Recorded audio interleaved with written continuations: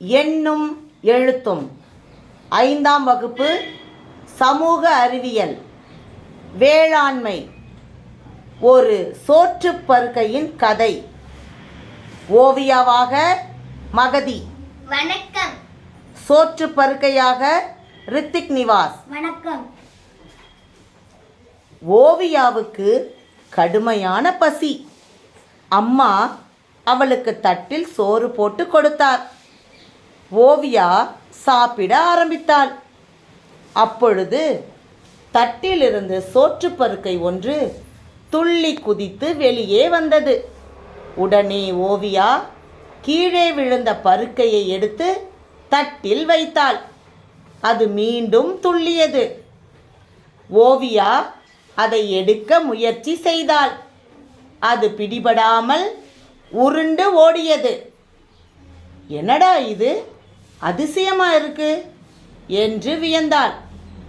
அவள் மீண்டும் அந்த சோற்றுப் பருக்கையை எடுக்க முயற்சி செய்தபோது, என்னை விட்டுடு என்று அந்த சோற்றுப் பருக்கை பேசியது.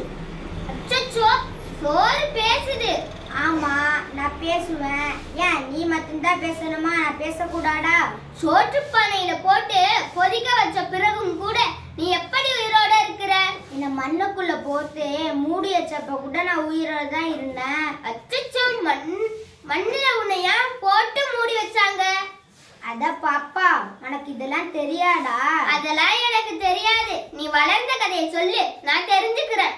என் கதைய இது வரைக்கும் யாருமே கேட்டதில்ல. நீ தான் முதல்ல கேட்குற. எனக்கு ரொம்ப சந்தோஷமா இருக்கு. சரி சரி, நீ வளர்ந்த கதையை சொல்லுப்பா, நான் சாப்பிட்டுக்கிட்டே கேட்குறேன். முதல்ல நெல் விதையா இருந்த எண்ணெய் நிலத்துல விடிச்சாங்க. அப்ப நான் மண்ணுக்குள்ள புடஞ்சிட்டேன். அச்சச்சோ, மண்ணுக்குள்ள ஒரே இருட்டா இருக்குமே, உனக்கு பயமா இருக்காதா? பயந்தால் எப்படி உங்களுக்கு சாப்பாடு கொடுக்க முடியும்? எனக்கு அது பழகிடுச்சு. ஓ, அப்புறம் என்ன ஆகும்? நிறைய தண்ணீர் பாய்ச்சுவாங்க. அச்சச்சோ, தண்ணிக்குள்ள ரொம்ப நேரம் இருந்தா உனக்கு மூச்சு முட்டாதா? அது சரி, தண்ணியில முழுங்கினாதானே செடியா வளர முடியும். முளைத்து வந்ததுக்கு அப்புறம் என்ன ஆகும்? கும்பலா வளர்ந்த எங்களை தனித்தனியா பிடுங்கி நாற்று நடுவாங்க. அப்போ உன் நண்பர்கள்லாம் தூரம் தூரமா போயிடுவாங்களா? ஆமா, அப்படான நாங்க அடர்த்தியான செடியா வளர முடியும். ஓஹோ, வளர்ந்த பிறகு உன் நண்பர்கள் எல்லாம் ஒன்றாக சேர்ந்துருவீங்களா? ஆமா. அப்புறம் என்ன ஆகும்? நாங்க பெரிய பயிராகி கதிர் விட்டு கதிர்ல பால் பிடிச்சு அதுக்கப்புறம் நல்லா விளைஞ்சி நெல்மணியா ஆகிடுவோம். அப்புறம் என்ன நடந்தது?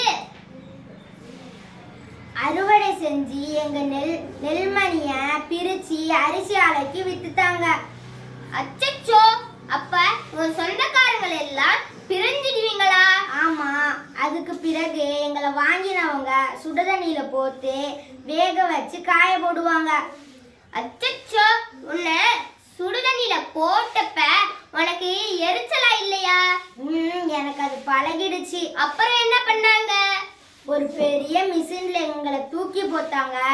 அது சுத்தி என் மேல உள்ள பூமியெல்லாம் கிளத்தி விட்டது. அச்சச்சோ, அப்ப தோலையெல்லாம் கலட்டிட்டாங்களா? ஆமா, அப்பதானே நாங்க அரிசி ஆகி நீங்களே சமைச்சு சாப்பிடலாம். ஐயோ பாவம் நீ. எல்லாரும் என்னைய கரக்கு முறக்குன்னு பல்லால் அரைத்து திம்பாங்க. நீ மட்டும்தான் எனக்கு பாவம் பாக்குற. அப்புறம் உன்னை என்ன பண்ணாங்க? அரிசியா இருந்த எங்களை அரைச்சி அரிசி மறுபடியும் கடையிலே கொண்டு போய் வித்துட்டாங்க. புதிய இடத்துக்கு வந்திருக்கோன்னு உனக்கு பயமா இல்லையா? இல்லையே, நான் ஏன் பயப்படணும்? உன்ன மாதிரி நண்பர்கள் இங்க வரலன்னா உன்ன மாதிரி நண்பர்கள் கிடைச்சிருப்பாங்களா? சரி சரி, மீதி கடை கேளு. சொல்லு. உங்க அதுக்கப்புறம் உங்க வீட்டிற்கு கூத்திக்கிட்டு வந்தாங்க. இல்ல இல்ல, தூக்கிக்கிட்டு வந்தாங்க. உங்க வீட்டு பானையில் சோறாகுன இப்போ தத்துல இருக்கிறேன். ஓ, நீ ரொம்ப கஷ்டப்பட்டு பல கட்டங்களை தாண்டி எங்களுக்கு உணவாக கிடைக்கிற. இதெல்லாம் இத்தனை நாளா எனக்கு தெரியாது. பல நாளா சோறு சாப்பிடாம குப்பையில கொட்டி இருக்கிற. என்ன மன்னிச்சிடு. இனி இப்படி நான் அப்படி செய்ய மாட்டேன். சரி, நீ இப்படி உருவாக யார் காரணம்? நான் இப்படி உருவாக விவசாயிகள் தான் காரணம். அவங்கரா எங்களை உழுது நிலத்தை உழுது விதைத்து எங்களை விதைத்து நீர் பாய்ச்சி உரமிட்டு நாற்றாகி பயிராக வளர்த்து அறுவடை செஞ்சு உங்களுக்கு உருவாக்கி உங்களுக்கு உணவாக அளிக்கிறாங்க. இப்படி மக்கள் அனைவரும் பசியார பாடுபடும் விவசாயிகளை வணங்குகிறேன்.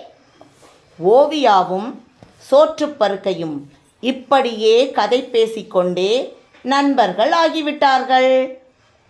நன்றி.